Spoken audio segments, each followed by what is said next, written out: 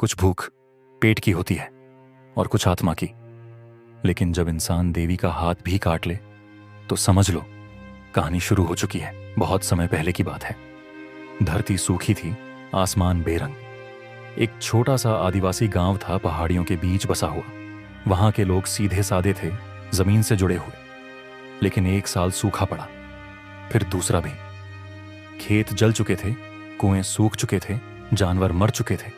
बची खुची उम्मीद भी जैसे रेत की तरह हाथों से फिसल रही थी। भूख हर चेहरे पर दिखती थी। बच्चों की हड्डियां निकल आई थीं, बूढ़ों की सांसें टूटने लगी थीं। हर घर में मातम था। आखिरकार गांव वालों ने मिलकर एक आखिरी आस बांधी।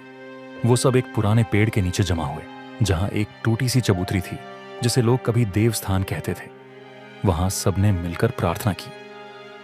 कोई मंत्र नहीं, कोई विधि नहीं, बस सच्चे दिल से पुकारा, हे देवी, अगर कहीं हो तो हमें देखो, हम मर रहे हैं, हमें बचा लो। शांत हवा बह रही थी, सब चुप थे। और उस चुप्पी में जैसे कुछ टूटने लगा। अचानक आसमान में एक चमक हुई, ना बिजली ना तारा, कुछ और था।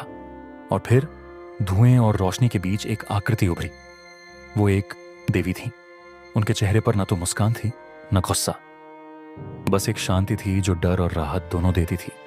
उनके शरीर से हल्की नीली रोशनी निकल रही थी। वो हवा में तैरती हुई आईं, गांव के बीच आकर रुकी। लोग सन्न। देवी ने धीरे से अपना हाथ आगे बढ़ाया, लंबा चमकीला हाथ जैसे रोशनी का बना हो। और फिर उस हाथ से एक सूअर प्रकट हुआ, मोटा ताजा, जिंदा, असली। गांव में जैसे जान आ गई। लोगों ने देवी को नमन किया, आंखों से आंसू टपकने लगे। वो सूअर काटा गया, बांटा गया। हर घर में चूल्हा जला। कुछ दिन आराम से बीते। फिर लोग फिर प्रार्थना के लिए गए। देवी फिर आईं, फिर हाथ बढ़ाया, फिर सूअर दिया। ये सिलसिला चल पड़ा। लोगों ने अब वहां एक छोटा सा मंदिर बना दिया, मिट्टी का, पर दिल से बना। वो जगह अब देवी का स्थान बन गई। लोग रोज प्रार्थना करते और जब जरूरत होती देवी आती और हाथ से सूअर देती। लेकिन समय के साथ गांव बढ़ने लगा। लोग आने लगे, बसने लगे। हर बार देवी हाथ बढ़ाती और एक दो सूअर देती, पर अब वो काफी नहीं था। भूख फिर सिर उठाने लगी थी। आदिवासी गांव का मुखिया रुद्र अब परेशान था, या कहें लालची। वो सोचने लगा, हर बार देवी आए तभी खाना मिले, क्यों ना कुछ ऐसा हो कि ये हाथ हमेशा हमारे पास रहे। और धीरे धीरे उसके मन में एक डरावना ख्याल जन्म लेने लगा। एक दिन जब देवी पूजा के बाद आई और जैसे ही उन्होंने अपना हाथ बढ़ाया, रुद्र ने छुपकर पीछे से एक तीर चलाया। तीर सीधा देवी की पीठ में लगा। देवी ने कुछ नहीं कहा, बस चुपचाप नीचे गिर गईं, जैसे नींद में जा रही हों। रुद्र आगे बढ़ा और उनकी कलाई से वो चमकता हुआ हाथ काट लिया। गांव वालों को झटका लगा, पर रुद्र का रौब इतना था कि कोई कुछ कह नहीं सका। उसने उस हाथ को लेकर एक मशीन बनाई, लोहे और जादू से बनी। वो हाथ उस मशीन में लग गया और अब जब भी रुद्र लीवर खींचता, हाथ से एक सूअर गिरता। अब गांव में कभी भूख नहीं थी, लेकिन रुद्र ने सब बदल दिया। अब खाना सिर्फ उसी के कहने से मिलता।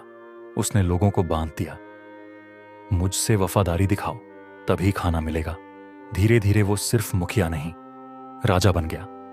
उसने मंदिर तोड़कर वहां अपना महल खड़ा किया, शहर बनवाया, ऊंची इमारतें, बाजार और सबसे ऊंची चीज, एक गगनचुंबी महल जिसके ऊपर सोने का गुंबद था।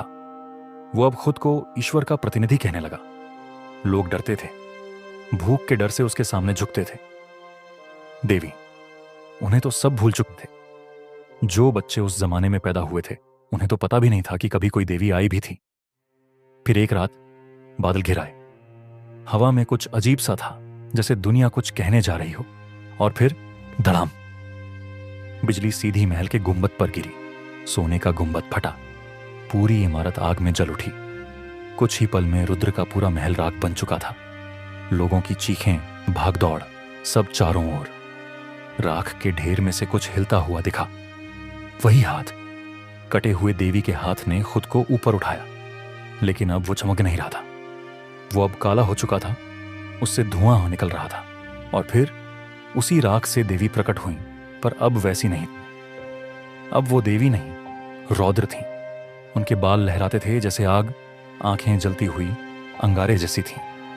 पीठ से कांटे निकले थे, हाथों में नाखून लंबे और धारदार। वो हवा में उठी, लेकिन अब उनके चेहरे पर करुणा नहीं, केवल बदला था। रुद्र भागा। वो जानता था अब कोई दया नहीं बचेगी। देवी उसकी तरफ बढ़ी। हर कदम पर धरती कांपने लगी। उनके पीछे पीछे आग की लहर चल रही थी। रास्ते में जो भी रुद्र ने बनाया था, महल, मूर्तियां, बाजार, सब जलने लगे। कोई नहीं बचा। देवी ने कुछ नहीं कहा, कोई मंत्र नहीं पड़ा, बस अपने गुस्से से सब भस्म करती गईं। आखिरकार रुद्र एक सूखी नदी की ओर भागा। गिरता, लुढ़कता, चीखता। देवी ने उसे पकड़ लिया, उसी हाथ से जो उसने कभी काटा था। अब वो हाथ और भी विशाल हो चुका था, जैसे किसी राक्षस का पंजा। रुद्र कांप रहा था।